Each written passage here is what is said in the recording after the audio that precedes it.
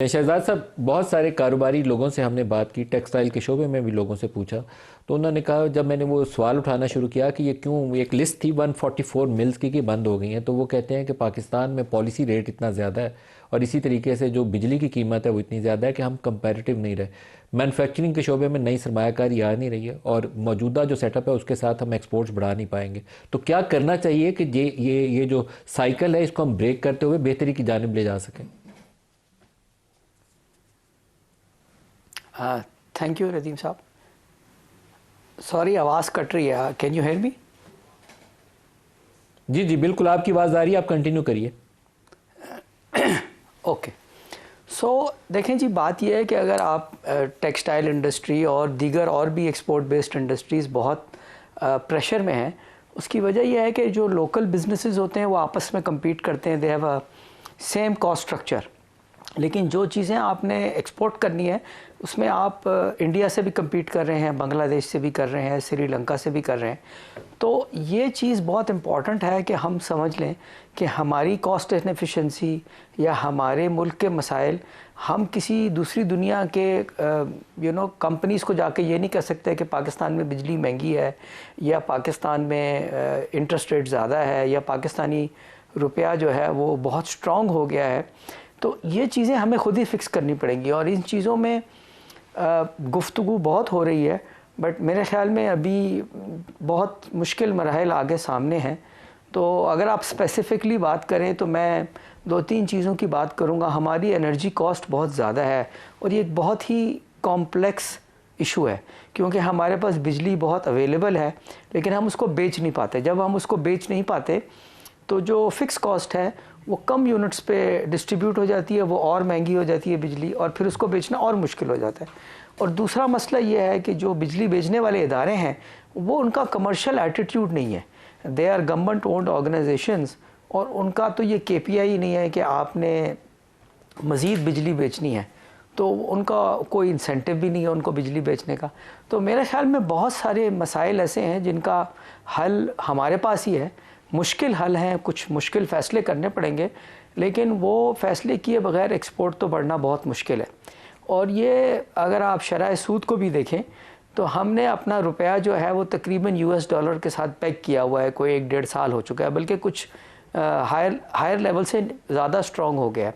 But हमारा interest rate कोई 8% ज़्यादा है on the average US dollar से। तो ये तो दुनिया में इसकी कोई मिसाल नहीं है। या हम US डॉलर के बराबर इंटरेस्ट रेट कर दें और रुपए को उसके साथ खड़ा कर दें, या हमने उतनी डिवैल्यूएशन तो करनी है जितना इंटरेस्ट रेट का डिफरेंशियल है, और फॉरवर्ड मार्केट भी ऐसे ही कैलकुलेट होती है। लेकिन हम इसको मतलब एक्सेप्ट नहीं कर रहे, और उसका नतीजा ये है कि कॉम्पिटिटिव मार्केट में we are losing ground very fast. और ये जो इंडस्ट्री है लेबर बेस्ड, इसमें चाइना या इंडिया या Bangladesh, they look at this industry not only as a exporting industry, as an employment generator also. Pakistan में एक लार्ज पॉपुलेशन जो है वो अनस्किल्ड लेबर की है, तो टेक्सटाइल में उसकी खपत बहुत ज़्यादा हो सकती है compare to let's say IT industry. और आपको IT industry is great, but उसके लिए आपको एक सर्टन लेवल ऑफ एजुकेटेड लोग चाहिए। तो मेरी ओपिनियन में अभी बहुत मुश्किल फ़ैसले करने वाले हैं। और हम जब भी करेंसी की बात करते हैं तो बहुत सारे लोग ये आर्ग्यूमेंट निकालते हैं कि जी पाकिस्तान की डिवैल्यूएशन से एक्सपोर्ट नहीं बढ़ी। मैं इससे कतई डिसएग्री करता हूँ। अगर आपने पाकिस्तानी रुपये और US डॉलर का इंटरेस्ट रेट का डिफरेंशियल पिछले 10 साल का भी निकाल के देखें तो वो अप्रॉक्सीमेटली 8% है। तो इतनी ही आपकी ऑन दी एवरेज डिवैल्यूएशन है। अगर हम UAE और हांगकांग डॉलर को देखें तो वो पैक्ड है US डॉलर के साथ 25 साल से, बट उनका इंटरेस्ट रेट भी पैक्ड है। सो वी कैन नॉट से कि जी हम इंटरेस्ट रेट तो पैक नहीं करेंगे लेकिन हम जो है वो करेंसी को पैक कर देंगे। ये तो मैथमेटिकली पॉसिबल ही नहीं है। तो मैं कोई डिवैल्यूएशन के ख़िलाफ़ या फेवर में नहीं हूँ।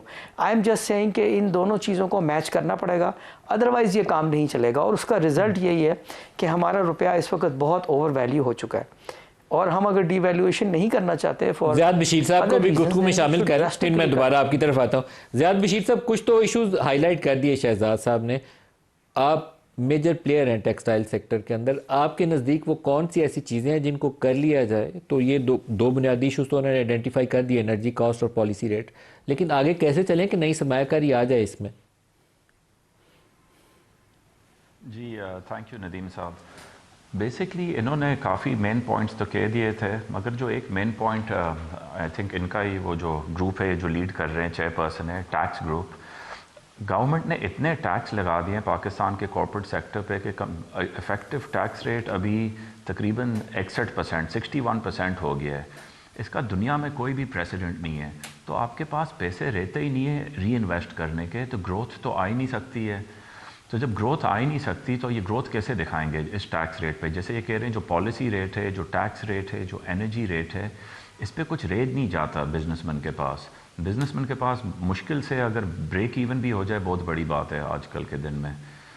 सो इनको ये बिजनेसमैन को प्रॉफिट कमाना देना पड़ेगा। जैसा आप देखें दूसरे जो इंडस्ट्रीज़ हैं, आप देख लें जैसे स्टॉक मार्केट हो गया, आई मीन सेक्टर्स हैं, स्टॉक मार्केट है, बैंकिंग है, आपका जो भी इंडस्ट्रीज़ जहाँ प्रॉफिट बनता है वहाँ ग्रोथ होता है। अगर आप एफडीआई देख लें जो फॉरेन डायरेक्ट इन्वेस्टमेंट है, पाकिस्तान में टेक्सटाइल एक्सपोर्ट्स के लिए कहाँ आई है? अगर आप इंडिया देख लें, बांग्लादेश देख लें, वियतनाम देख लें, वहाँ बेताशा इन्वेस्टमेंट आती है, foreign direct investment for textile exports. यहाँ मुझे कोई बता दे कि कौन सी फैक्ट्री आई है। यहाँ अगर आप देखें ऑटो सेक्टर में आएँ, एनर्जी सेक्टर में आएँ, एफएमजी सेक्टर में आए, एफएमसीजी सेक्टर में, और बहुत पैसा कमाया यूनिलीवर ने, नेस्ले ने, टोयोटा ने, होंडा ने अच्छे वक्तों में कमाया है। तो एफडीआई आती है, इट्स नॉट कि एफडीआई पाकिस्तान नहीं आती फॉर एनी अदर रीज़न, मगर जहाँ पैसा बनता है वहाँ आती है। इस सेक्टर में पैसा है ही नहीं। गवर्नमेंट ने पॉलिसीज़ ऐसे ही बनाए हुए कि एक्सपोर्ट अनफ्रेंडली, कि इस सेक्टर में कोई आएगा ही नहीं इन्वेस्ट करने के लिए। ज़ियाद साहब, आपके भी कोई टेक्सटाइल यूनिट बंद हुए तो उसकी वजह क्या थी? जी वो एक हमारा एक अपैरल यूनिट था जो एक्सपोर्ट अपैरल यूनिट था।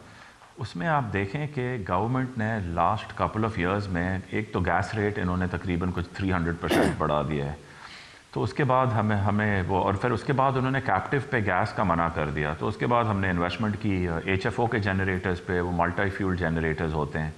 तो फिर आपने इस बजट में इन्होंने कोई कार्बन लेवी लगा दी 65%, जो कोई सेंस बनाती नहीं है कि आई मीन कोई उसका रीजनली एग्जाम्पल है ही नहीं। और जब हमने पूछा इनसे तो इन्होंने कहा कि ये तो आईएमएफ ने कहा था।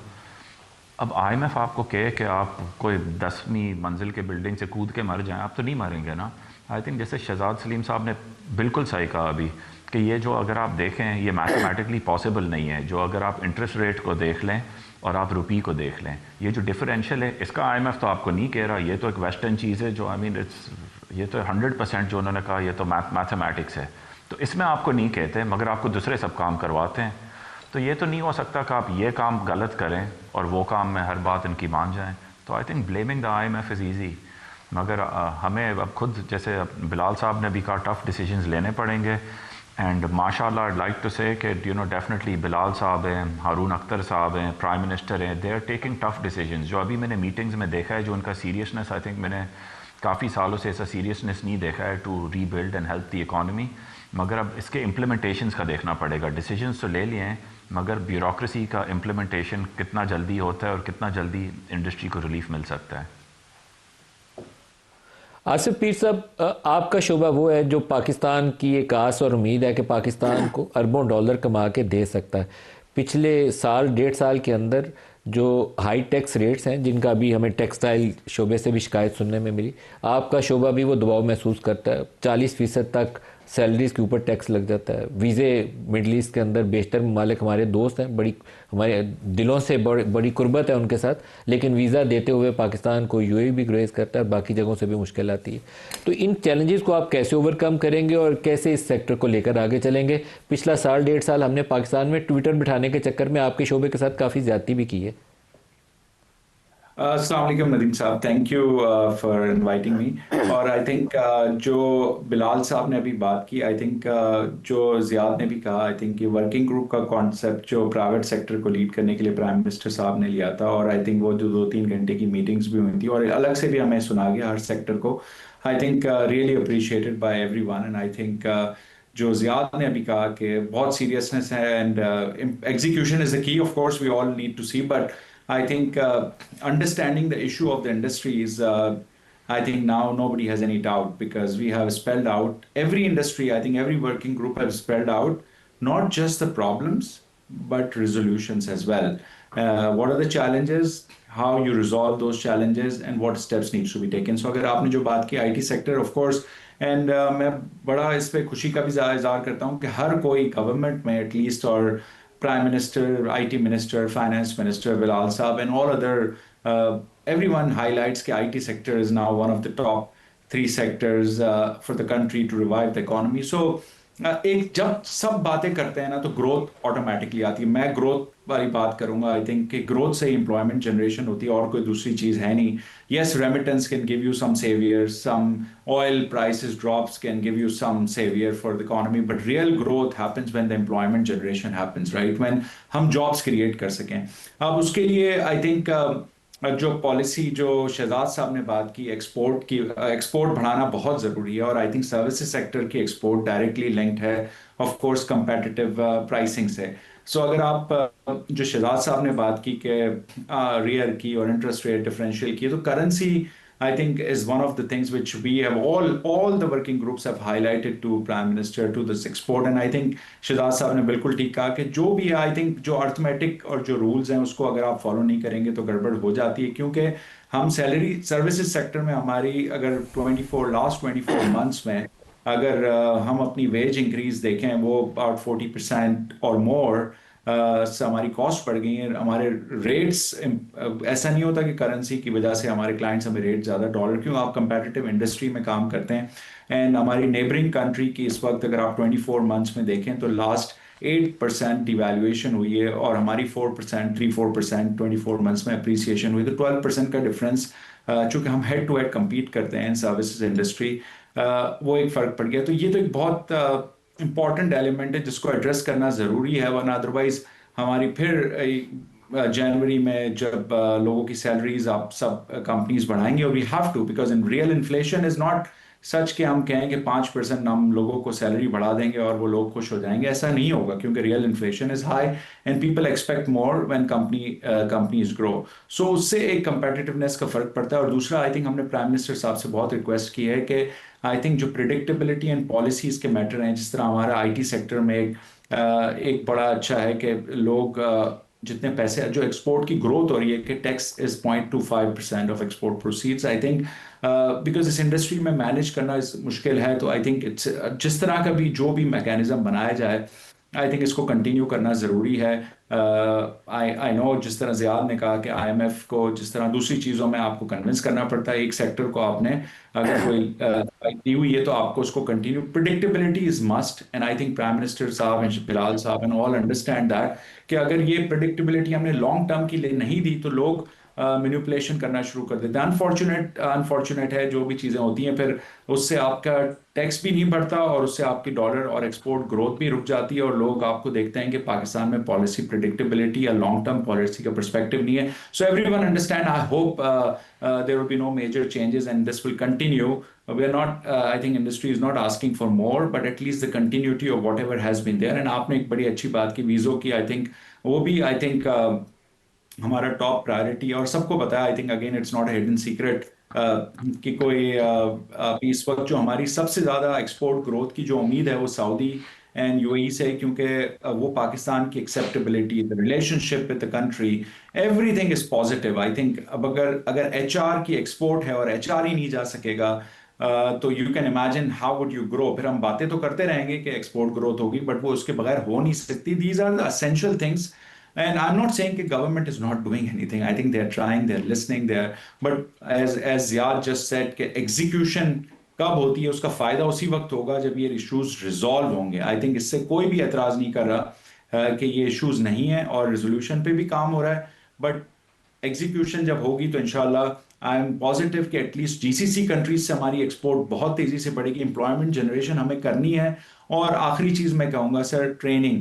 आई थिंक HR की, चाहे वो टेक्सटाइल का वर्कर हो, चाहे वो नर्सेज हो, चाहे वो IT प्रोफेशनल हो, चाहे वो BPO हो, हमें ये नहीं है कि जो शहजाद साहब ने कहा कि बहुत एजुकेटेड लोग चाहिए. अगर आपको BPO इंडस्ट्री में finance, accountant, marketing professionals, everyone, we need to create jobs for everyone, right. चाहे वो मजदूर तबका हो, चाहे वो ब्लू कॉलर हो, चाहे व्हाइट कॉलर हो, हमें इस वक्त मुल्क में सिर्फ जॉब क्रिएशन पे फोकस करना है, और वो एक्सपोर्ट के बगैर और डोमेस्टिक इन्वेस्टमेंट के बगैर आ नहीं सकती, क्योंकि FDI is required but domestic investors need to invest. And we all need to invest in creating the productive environment for Pakistan and creating jobs and bringing the सही jobs to the country. That's a passion.